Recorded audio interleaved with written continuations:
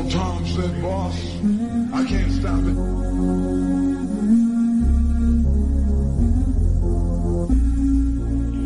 Well, Malcolm X, that quote from him certainly did give us some good information and a perspective on looking at exactly, the relationship between Kennedy, the civil rights leaders, and the government's fears and concerns about this March on Washington.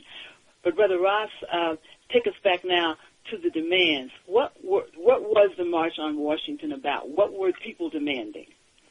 One of the main things that they were demanding was a massive federal program to train and place all unemployed African Americans as well as white on meaningful and dignified jobs at decent wages. That was one of the main demands that they had. They, it is almost deja vu, when back then, almost 50 years ago, they were still asking for decent wages. And we find this, parallel fast forward to now, with the fast food workers strike that's taking place throughout this country. Whole 50 years later, we're still at that place asking for decent and livable wage. And back then, they were asking for just $2 an hour, and it shows how inflation has increased. But this is one of the main things they were asking for. They were also asking for one of the demands that federal funds from all programs in which discrimination exists be withheld, like especially in federal housing, where blacks could not get subsidized housing, and when they were discriminated against, they were calling that those federal funds would not be given to those programs and to those that ran those housing programs. They also asked for a new executive order banning discrimination in all housing supported by federal funds. They also were asking for desegregation of all school districts in 1963.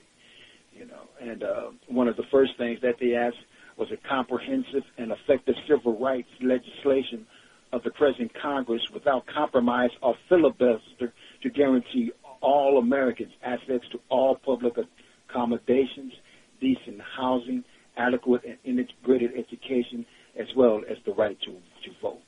So, these were some of the things that, they were asking. And if you look at it, it was really not, not that confrontational with the system.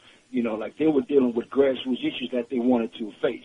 I think a lot of this was watered down from what the original thing was, and we don't know exactly what that was, but this is what was supposed to be read at the demo, and it never even got read. This never even got read because the media focused on, as we know today, the "I Have a Dream" speech by Dr. Martin Luther King.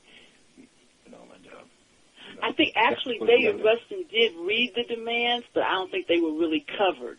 I saw some place where he read them at the end after Dr. King's speech was over. There was so much, excitement and hullabaloo over Dr. King's speech. Right, exactly. And, number 10 of that thing was, again, that's something that was handed off from the Roosevelt area.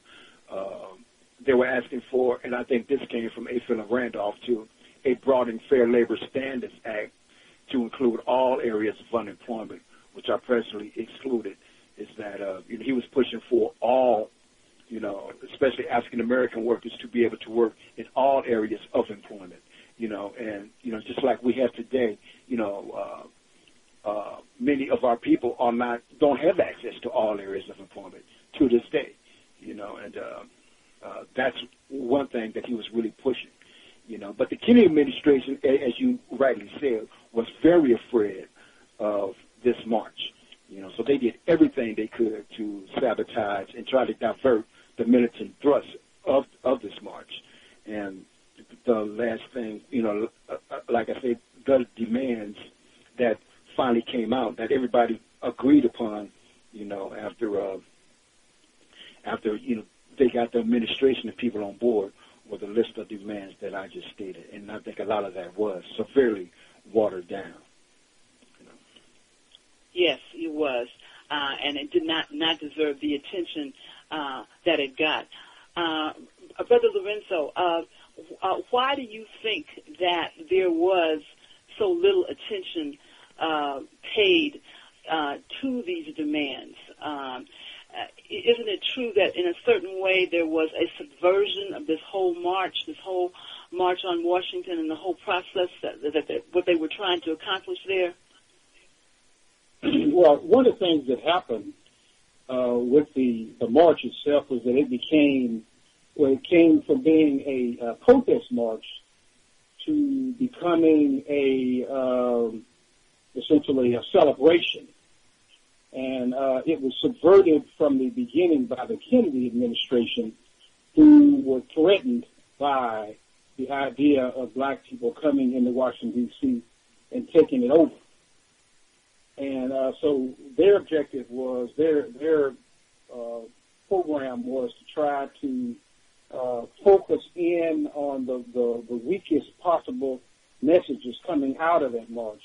And the weakest message, actually, although it's been known to history as the speech, was the "I Have a Dream" speech by Dr. King, which was totally conciliatory to white America and to the federal government, and non-threatening. And this was made the overall theme of the entire program, and so we have a situation where the government itself, first of all, did not want the demonstration and tried to use whatever it could to prevent the demonstration from taking place. And then on top of that, we've got a situation where,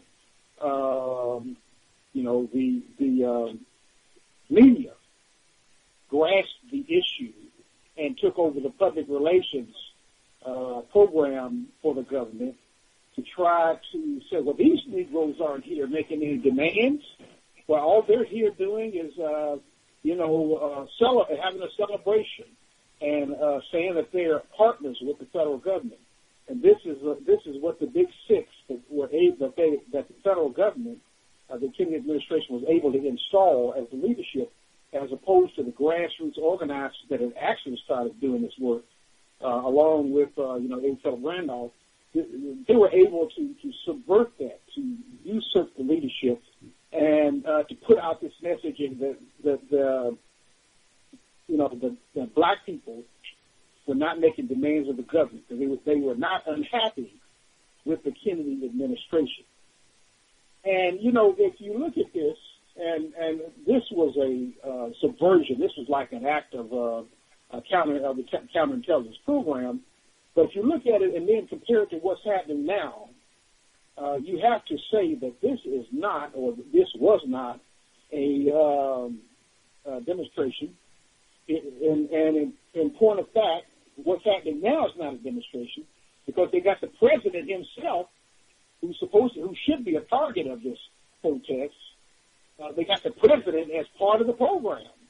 Now he's going further than even Kennedy went. He's getting out there, and he's going to get up and give a keynote speech about how great King was and how wonderful the Civil Rights Movement was, but not recognizing that they both were supposed to be organized to deal with the actual conditions of the people, the oppressive and conditions of the people, and the level of poverty at that time. And let me just point out, the level of poverty now is even higher than it was then.